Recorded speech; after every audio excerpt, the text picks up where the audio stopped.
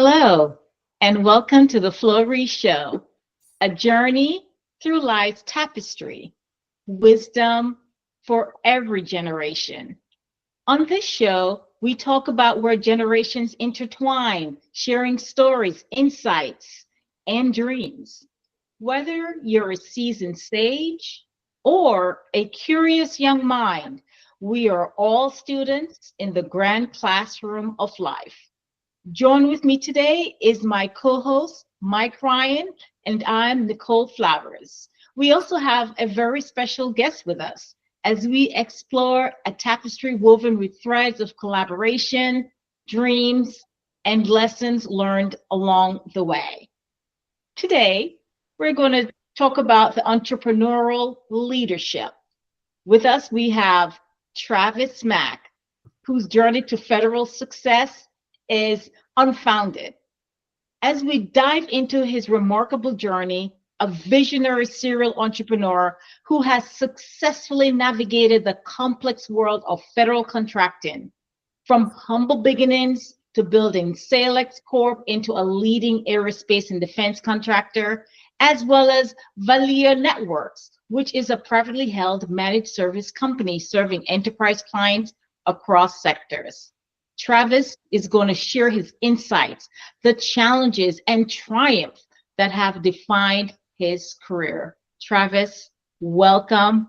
We're so glad to have you. And again, welcome to my co-host as well. Oh, thank you, Nicole. Certainly appreciate it, Mike, as well. Excited to be here to hold what I am sure to have is a spirited conversation with the both of you. Sounds good, Travis. Great to meet you. I first must say I salute you and thank you for your service. Absolutely, my pleasure. And honor, for sure. My kind of related or unrelated, but my rambling ADHD, dyslexic, colorblind world that I go through in my eyes. I had an uncle, and Nicole probably knows a little bit about this, that would have been 101. He was a two-time Distinguished Flying Cross veteran, was rear gunner in Okinawa and Midway. So a lot of respect, and most of my uncles and my dad was more reserved. But, especially after yesterday, Memorial Day, it's a time to honor those that have served like yourself, and obviously those that gave the ultimate sacrifice. So be remiss if we didn't say that so close to Memorial Day. But the other thing that I find extraordinary, we'll get deep into it and doing a little research, besides just going to the same barber, which in my case which is Gillette, and is that the company was founded in 99. I assume that's your father who founded it, because you can't be more than 35 years old. Mike, you know what? You can get everywhere with flattery. Let me tell you. Don't. This is a lot of Grecian formula and a lot of Gillette razors, as you alluded to. But I try to. I believe in trying to keep yourself healthy. I don't think you can run, large organizations, and the amount of effort and time and energy and resources that you have to put into it if you're not trying to take care of yourself a little bit on some kind of level. So I believe in getting in there in the gym bright and early and putting that extra work in above and beyond sitting behind conference tables and desks all day. Well, it obviously shows, and congratulations for that, having a healthy body, healthy mind, and healthy bottom line. Absolutely. And so that's, one thing that, and folks that watch the show, I'm a product of two entrepreneurs, and I'm always interested in how, you got out of your service and then came up with the idea of the company in 1999, or I'm sure it was in 1990 or someplace where you actually got the spark in your brain. It may have taken you a while to get it. I don't know, but that's the kind of things I think we're interested in looking at. And then, growing to a company. I think I saw where, you had a recent acquisition of a Southern Maryland. I'm originally from DC. So Okay. Southern Maryland, I don't know where exactly it was, but, it's Spalding. You recently, I think like a $75 million acquisition. So congratulations on that. I think it took your revenues up to like 175 million. So almost double what you have now, and 1,200 employees. Yeah. Very, very extraordinary, impressive. Most, and you just celebrated, so your 25th anniversary. If my dyslexic mind does the math quick, coming 26. But I think that it's extraordinary that you've done this, because most companies don't last beyond 5 or 10 years, unfortunately. And so you've obviously built something. You've also very impressive. I think it's like a employee owned 40% of the company. To do that, to have that kind of buy-in. From there was a listing, I think it was on Instagram or wherever you're listing, not just the company's anniversary, but also the employees, 15 years, 5, 7, 8, 10 years. So you're obviously doing something right. Can you maybe give us some insight of where you came up with this idea to do where you are, 26 years ago to today? Well, Mike, listen, thank you so much. I appreciate all the kind words, and I actually served in Okinawa as well for about 9 months. So kind of into to your family there. Sure. I go back. I'm a little East Texas boy, born and raised in a very small city called Longview, Texas, where the cows are big and the mosquitoes are bigger. And was fortunate enough to be able to have a real stern mother that says, hey, you know what? I mean, it's great that you've been able to graduate, but you really do need to go off and figure out the rest of the world. And I had, I wasn't the first to go to the military. My father had been to the Army, my grandfather, Purple Heart recipient. Same with mine. Mine's but World War One. Yeah, mine's in the my grandfather was in the Vietnam War. Yeah. So, service had always been a part of our family. And my mom said, hey, you know what, it's probably time. My middle brother had already went to the Navy, and then it just made sense after a while. I exhausted all of my youth shenanigans. I was like, you know what, it's time to do something that's a little bit more productive. So I followed my brother Michael off to the Navy. He was already gone, and then I followed him off as well, probably like 2 or 3 years after him. But I will tell you, it was probably one of the most significant moments that I had, and probably one of the best decisions that I made. And the reason being is because it gave me everything that, and this is where I tell my mother she's wise beyond her 74 years, because she knew that I needed something above and beyond, what she could. My mother had done everything, but she knew I kind of needed some additional things that only the world could teach me. And that was, needing discipline. I needed to go off, and I needed to be around I needed to see the other parts of the world. Sure. Versus just my block or my city. And so, went out to the Navy. I had a very successful career in the Navy, learned a lot, how to deal with people, how to make decisions, how to manage under stress, how to embrace diversity from everybody. I always tell everybody, look, you don't care who they are when they're in that foxhole with you. Right. All you know is that they're responsible for saving your life, and you're responsible for saving theirs. Full stop. And it just taught me a lot about, how to deal with the world and some of the things that you may come. So I'm always grateful for my military career. But to kind of circle back, Mike, and answer your question, I can't tell you as I left the military and I was getting out into the world that I was going to start, my own organization. In fact, when I left, I went out and did consulting for a while. And I started Saalex back in 99, 98, I think.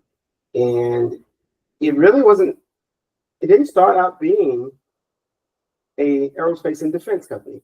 Sure. Saalex actually started out being an information technology consulting firm. That's what it was. Right. The initial thought was. And I didn't have a clear vision of what I wanted it to do. I had been doing some things in the IT world, and I just thought it would be a good idea. And so I pushed forward. And so I'm a firm believer in what you start out as an organization isn't necessarily what you're going to finish as Right. an organization. And I think you have to evolve, and you kind of got to go where the business environment takes you. Right. Yeah, adaptability. I mean, yeah, that's a key. Yeah. You have to adapt, and you have to go where the business environment is going to lead you. And I think I've been really good at the adaptability and perseverance. It's a lot of that. Right. Over the years. Yeah. I mean, the almost every, I'm in Silicon Valley, and almost, every startup goes and does a pivot, right? I mean, it's known for pivoting. So you pivot. You saw the opportunity as a real entrepreneur. How can I capitalize on this? How can I provide my team and what I do for others, and be successful? Have integrity. Have a solution that works, and hopefully get paid on time. Because there's a good book, a friend of mine who since passed away, he wrote a book called For Entrepreneurs Only. His name was Wilson Harold.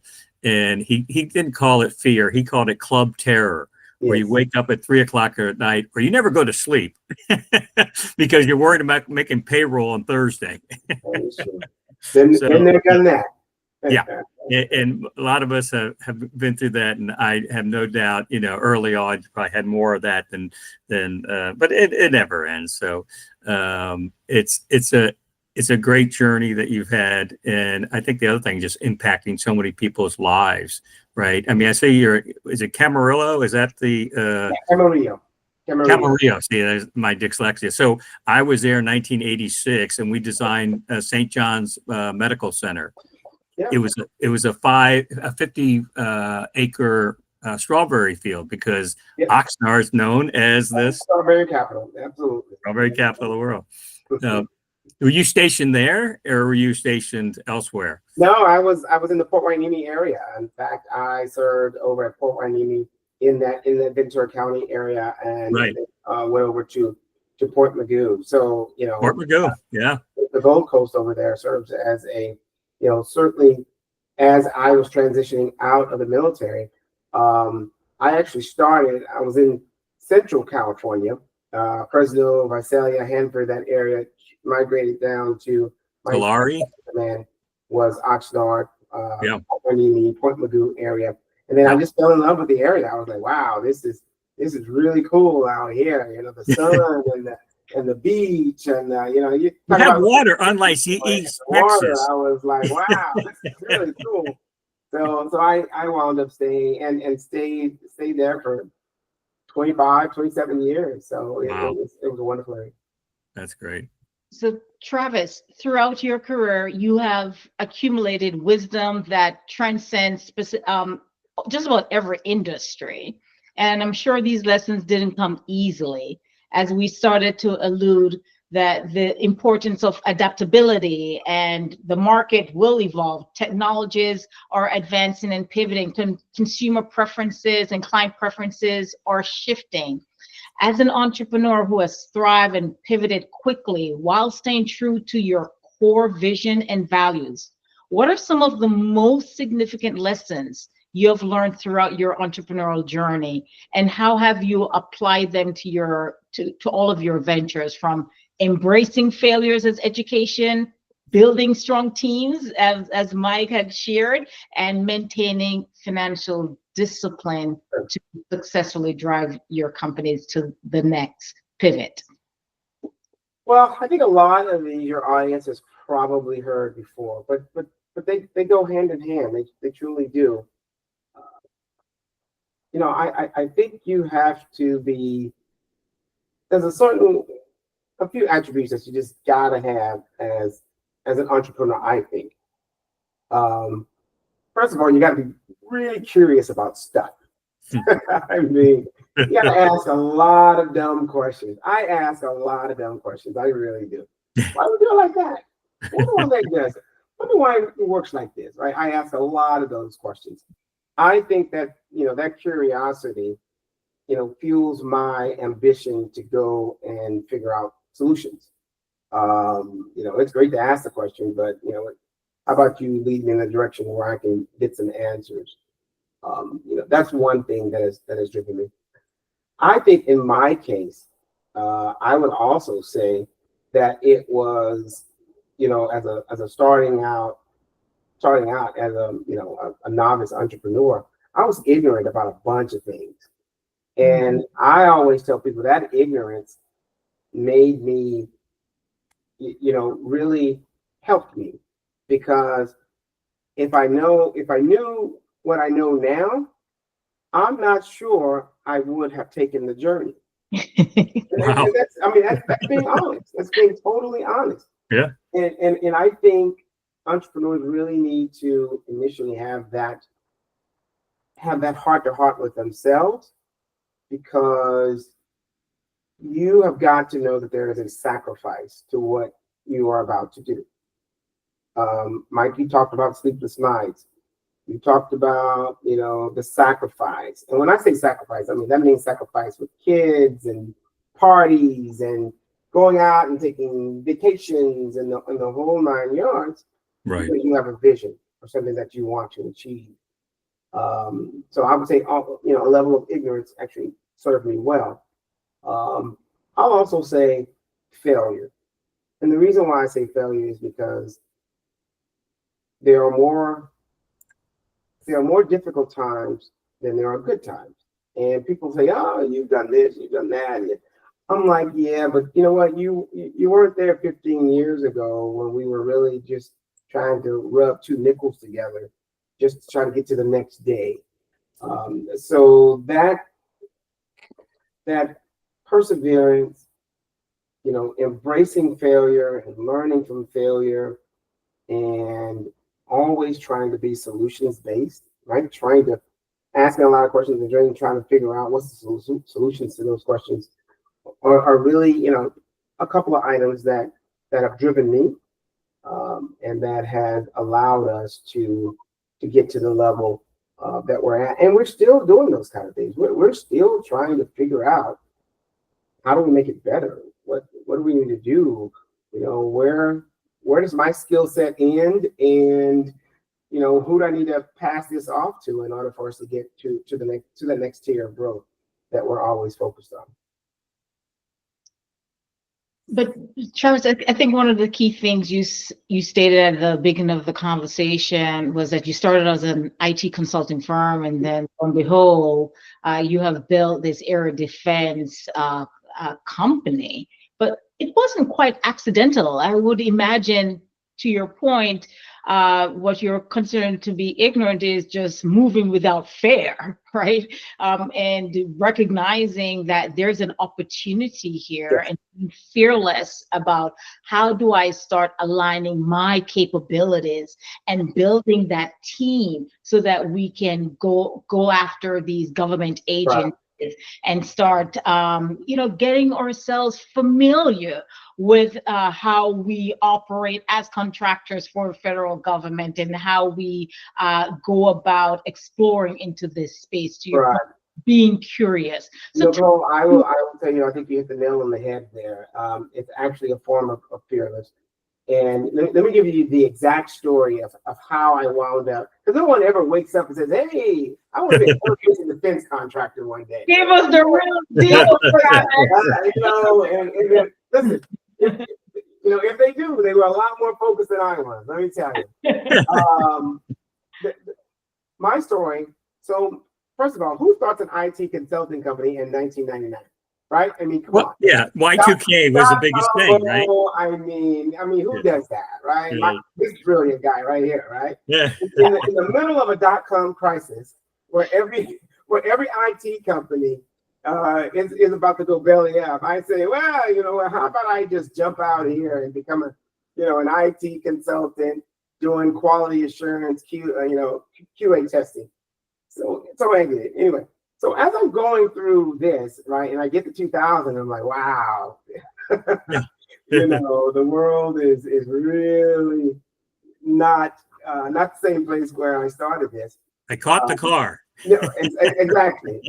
I get a call from a good friend of mine who had worked as a consultant for me, and he says, "Hey, Travis," and Nicole, this points to the fearless part of it. He says, "Hey, Travis, TRW has a need for companies to support, a program that they are on. I know you do a little bit of QA. Do you know anything about aerospace and defense? No. Do you know anything about TRW? No. Do you know anything about quality assurance in a DoD environment? No. Are you military? Yes, I am." Eureka! Well, do you want to go? And I'm thinking to myself, well, here's an opportunity. I could be scared or I could just go with it. So I said, absolutely, sign me up. I got one of the four. Yeah. Got one of the four. Yes. So let me go give it a shot. So I went down. I boned up on TRW and some of the programs. I had about a 2-week window before I had to go down there. So I tried to get really smart on that. Try to do some acquisition and stuff in addition to that, and went down there and was able to convince them that I had the knowledge that they were looking for in order to complete this particular, be supported, be a subcontractor on this particular program. But I mentioned that because you said it, Nicole. If I wouldn't have been, if I was waiting for the 100% solution, and I said, hey, I got to meet all four of everything they're going to need, or I'm just not going to waste my time. I'm not going to go down there. This would have never happened, right? I mean, I really think this would have never happened. And so I think there has to be an element of fearlessness. And I think there has to be an element of you straying into the unknown and doing the things that you're absolutely uncomfortable with doing. Because as an entrepreneur, you're going to be uncomfortable. And you're going to be uncomfortable a lot. And so you have to get comfortable with being uncomfortable as you go into these new areas and do these new ventures and do things that you've never been familiar with. But in order for your organization to survive, you kind of got to do them. So that's kind of how I viewed the world at that time. And today you have built Saalex into a federal powerhouse, according to most, if not just about all your clients. Walk us through the transformation of Saalex Corp into a leading federal aerospace and defense contractor. And what are some of the most significant achievements? Mike started rattling off a few of the accomplishments, but we want to hear through the horse's mouth. Exactly. So, what have been those experiences of growth for your company, and also growth as you as an individual, and what comes next? Sure. I will say that we've been a really good, successful small business. And as we were trying to come out of being a small business, I think you have to position your mindset and position the organization in order to go and compete. You guys may think, I'm pretty sizable. To me, when I got to compete with Northrop and Boeing and Raytheon, I'm pretty small in the whole grand scheme of things, right? It's like you see those sharks and then they got the minnows on the back, those small minnows on the back. I think I'm a small minnow on the back somewhere. Yeah. And it's about trying to figure out how you add value to your customer, trying to figure out what you can do in order to keep yourself viable, and trying to create those opportunities so you can continue to expand. And so I've looked at this as always trying to be innovative, trying to surround myself to fill in my blind spots, because believe me, Nicole, Mike, I have a lot of them. Yes. And not being afraid to bring on people that know more about a particular area than I do. I think a lot of small businesses get into this thing that they got to be the smartest person in the room. I think just the opposite. I tell people all the time, look, if I'm the smartest guy in the room, we're all in trouble. How do you grow? Let's really take a step back and make sure that we know, my job is to build really good teams, predicated on the level that we're at. And I take that very seriously. And I don't let my ego or my pride or anything of that nature get in the way of us putting the best team on the field. That goes back to, to my athlete days and listen, you put the best 11 guys, on the field, and then you try to hopefully you have a really good playbook that you can go out and execute. But you really got to know that, and you as an entrepreneur got to know yourself, because we wake up and we think that we got to do everything ourselves, and that's not the way you scale organizations. That's not the way you build large organizations. Now, if it's a lifestyle business, and it's doing everything you want it to do, and it's where you want to be, boom, fine, absolutely, you can do that all day.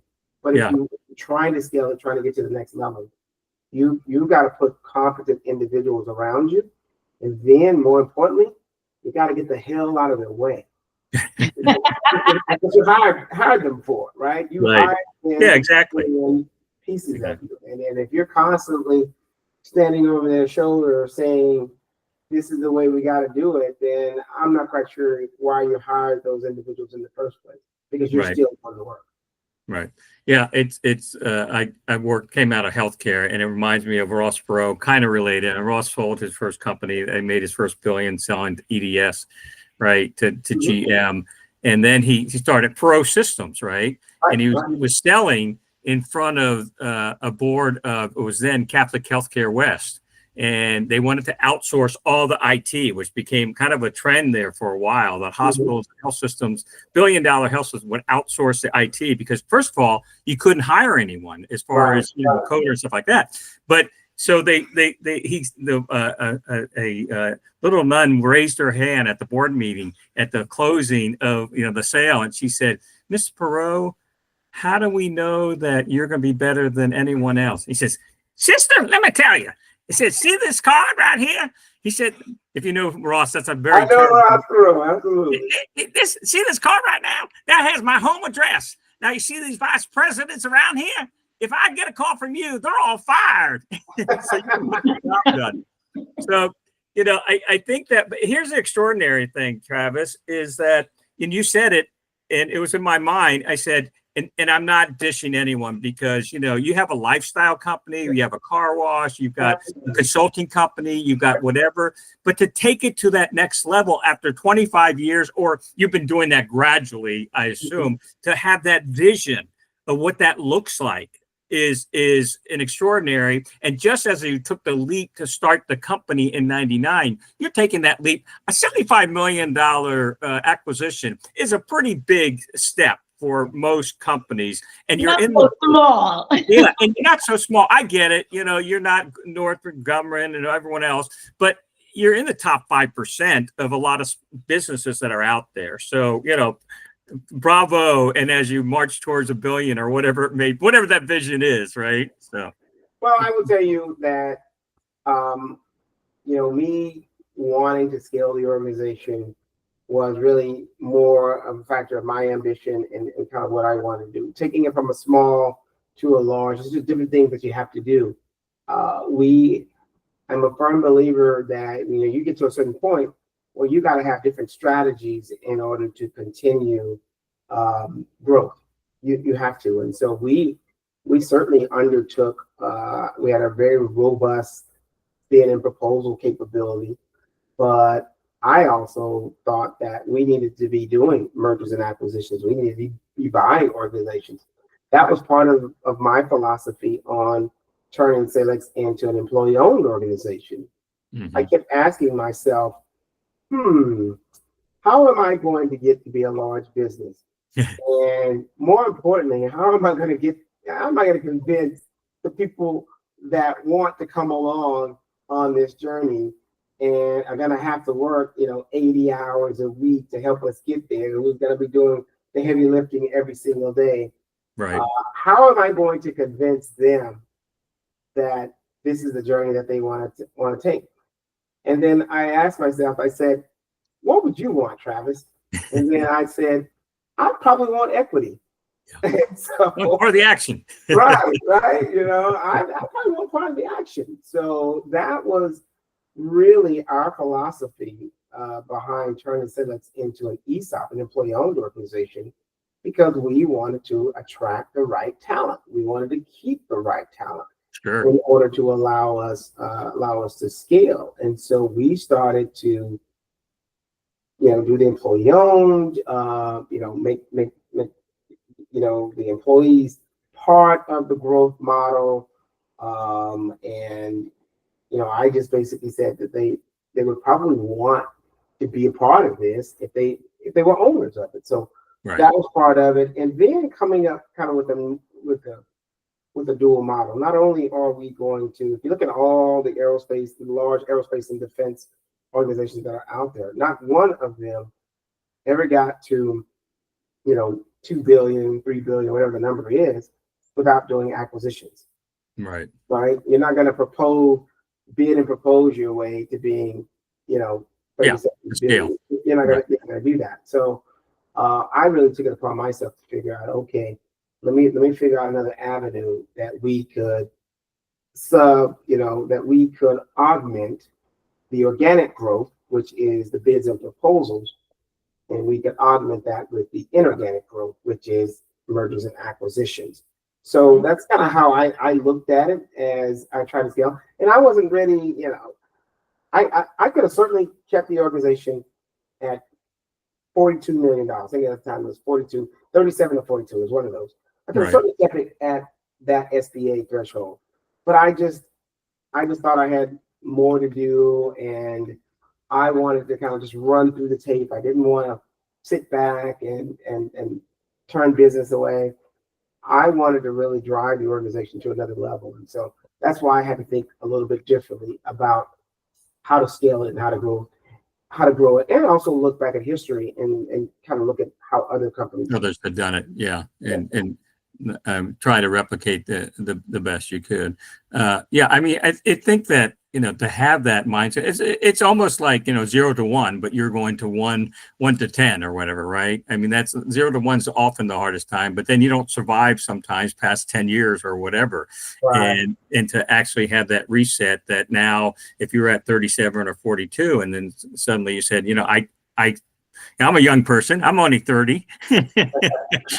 I'm only 25 as a company. And, what impact can you have on it? Then you bring more capability. The other important thing as far as the ownership, right? Because if you don't do that let's face it, is Travis going to work for Travis if you don't have equity in you? I'm saying someone that you bring in, one of the 4 or 5, 10 people or whatever you bring in, that's suddenly you just created your new competition. Absolutely. Right.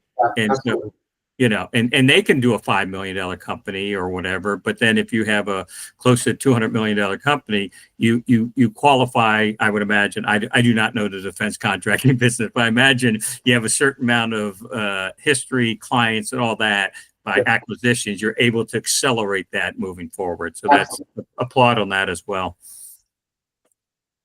Travis, this has been a very intriguing, thought-provoking conversation. We started talking about how you went about expanding the service offerings of Saalex capabilities, and then your strategic move on doing acquisitions as well as the internal capability development across your team. Tell us a little bit of insights around mentoring the next generation, and what are some of the special emphasis you are paying it forward as you continue to build your company, but also building those future leaders internally or externally? I think that's a great question. And, I would say the next generation is